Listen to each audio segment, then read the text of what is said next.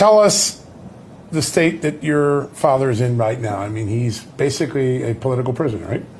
Yeah, so he's now coming up to 2 years incarcerated in a solitary confinement cell.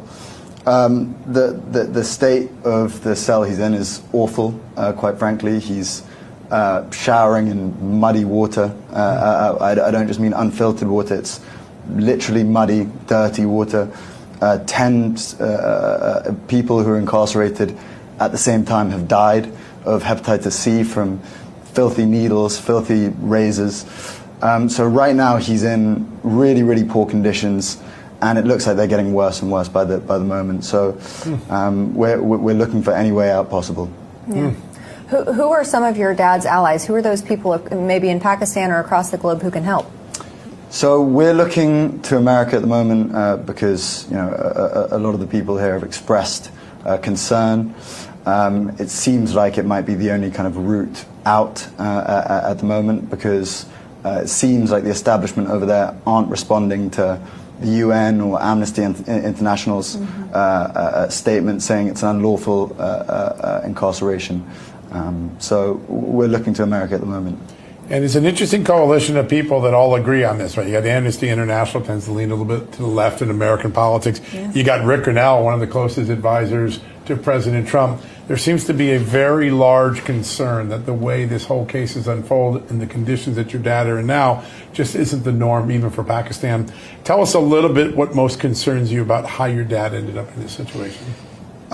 So one element of it is that every time, he has over 200 cases now against him, and every time he's cleared of a case or a case gets overturned, they put 4 or 5 more on him. So there doesn't really seem like any way out at the moment. Yeah. So what worries us in one way is that there's no end in sight, but also we're not able to speak to him. We conducted an interview about 4 months ago, talking about the human rights issues and violations. Before that, there were moments of, he went 10 days without any light in his cell, which is a torture tactic. And so we spoke out about it on an interview with Marian Naufel, and as a result of that, they doubled down. He gets only 2 hours a day in daylight, and we're just not able to speak to him at all since then. So it's been 4 months since we've spoken to him.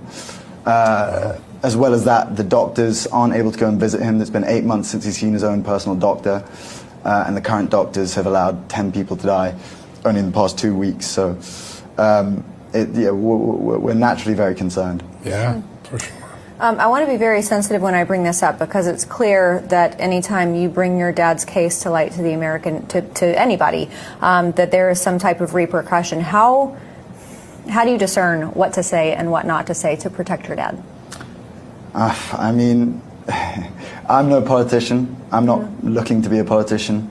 I'm just here looking to get him out of jail.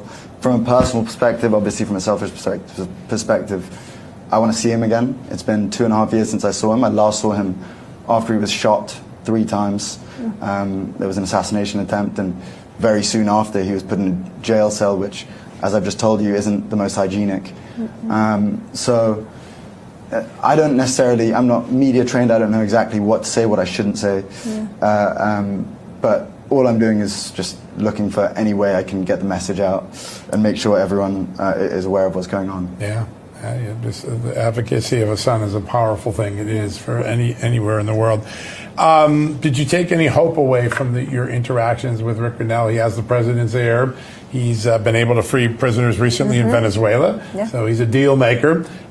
What did you take away from that meeting, and what do you think is possible for the Trump administration to do?